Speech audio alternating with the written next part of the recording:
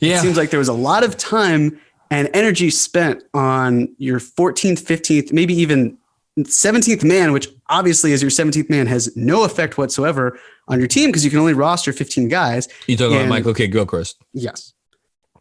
I mean, I was just mindlessly scrolling through Twitter and seeing people who were so upset at the idea of an Exhibit 10 contract for a very good defender. People saying like, oh my God, well, he can't shoot. So how are we supposed to? It's a fucking Exhibit 10 contract. He doesn't have to be on the team. It doesn't matter. And here's the other thing. Wait, hold on. It's 6:03. So we've been talking for about 53 minutes. We got our first Jeremy Cohen curse. Let's do it. Yeah. So again, the idea of Obi Toppin going up against a really good defender of bigs, not as much wings, but definitely with bigs. He's become more of a power forward as time goes on.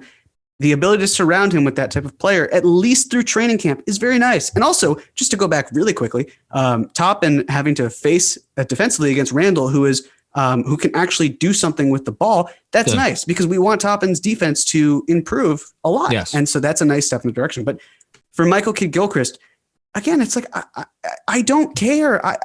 I care about the fact that people are just so up in arms because it's like, are you that desperate to criticize a move that you're upset at the idea of Michael Kidd-Gilchrist in training camp? Or the fact like, yes, if he comes to the team, if he's on the team, we talked about how the Knicks have ranked in the bottom 15 in defense the last 15 of 16 years. They need improvements everywhere. Obviously, I want players to be better at shooting, but think about what we did last year, right? Last year, we said the Knicks signed Bullock, the Knicks signed Ellington. They're signing guys who can space the floor better, and they didn't really do that. Ellington had his worst shooting year of his career. Bullock was hurt and just was not himself, and then the season abruptly ended because of COVID. And now it's like, okay, well, we have added some shooting. We've added at least, some plus shooting in a player like Alec Burks. We've had some average shooting in Austin Rivers. Bullock is coming back, so you hope that he can be back to his old self. I forgot about Reggie before. That's my bad. That's fine. After, his injury and that he maybe, gets a little bit better. You've got Quickley, who's got a great shot. All of these things where I think Quickley's going to play. I do too. And he's a good defender. So this idea of just focusing on just the shot. It's like, guys, come on. Let's first look at an Exhibit 10 contract player who, if he makes the team, and it's possible he does because you could just. I think he's going to make the team too. It's this idea of, yes, obviously he's part of the Kentucky, CAA Kentucky, as I call it, or some Kentucky. I like it. So it's this sort of thing where I understand that you could look at this as the Knicks scratching the back of CAA and even Kentucky. But again, if he helps your players in practice, if he makes them better, that's something to be said. This is a guy whose minutes have been decreasing every single year for the last 2 or 3 years. I know that's on a long track record, but there's clearly a sign here that he's not the type of guy who's going to be hogging so many minutes that it's like, what are our young players doing? But, it was that. And it was also the fact when you see someone like Kenny Wooten being waived, going to Houston, all these other things where it's like, why do you care about a 15th man? Well, the because Knicks are also signing Jared Harper to the two-way contract. They're taking chances on young players. It doesn't matter. It shouldn't matter. The fact that we have to even engage this conversation is ridiculous because at the end of the day, you still have all of these players who are 23 and under, and you're surrounding them with a couple of vets who are on really good contracts who can be traded or they can just be cut. And it shouldn't be that significant. So it matters. That's my rant. No, it's a good rant, solid rant. I'll give it an 8.75.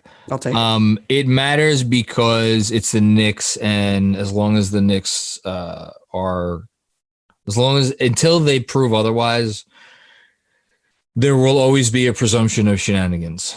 To borrow Brian Windhorst podcast term, which I like. I like that term, shenanigans. And they have the worst record in the league percentage-wise since the turn of the century, so they get no benefits of any doubt. And that is fair. So I get all of that. My 3 things I want to say on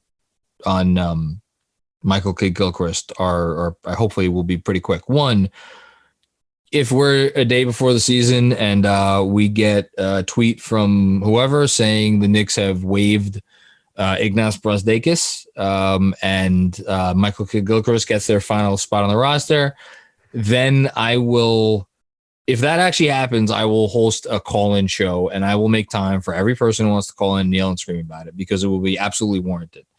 I don't even care what Iggy Brozdeikis becomes as a player. It's not something you do. Unless he's just like an awful human being behind the scenes, but we've seen no indication of that.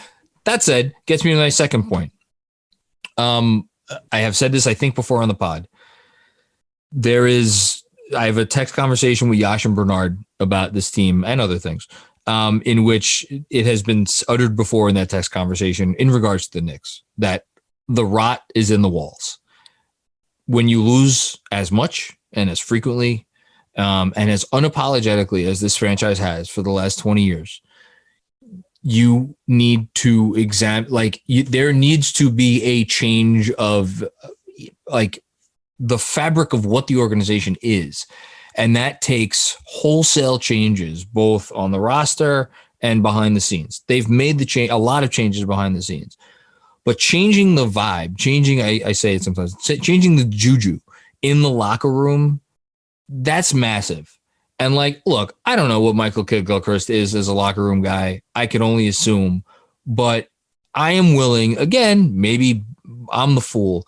I am willing to give the parties that be the benefit of the doubt that they feel like he is someone that if they inject him into the locker room behind the scenes as a guy who is going to support other guys in there, that is worthwhile.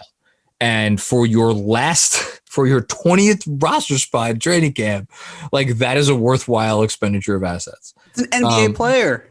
He's an NBA player. I mean, he's an NBA player. He's a former number 2 pick in the draft, documented hard worker, like incredibly hard worker. Like never had a bad word said about him. And then the jump shot, of course. Well, other than his jump shot. And then the third and final thing that I want to say in regards to the CAA and the Kentucky stuff, like, yes, there's the back scratching element to it. And I'd be naive to sit here and be like, oh, that doesn't play a role at all, because I'm sure it does. But there's two sides to that coin, right? Which is that when you know a guy, and this kind of relates to the last point that I made, when you have people in your organization who know a guy really well, you know what he is and you know what his attitude is every day. You know what he brings to the table. You know, as opposed to when you're sitting there on June 30th and you're like, oh, we got to sign some guys.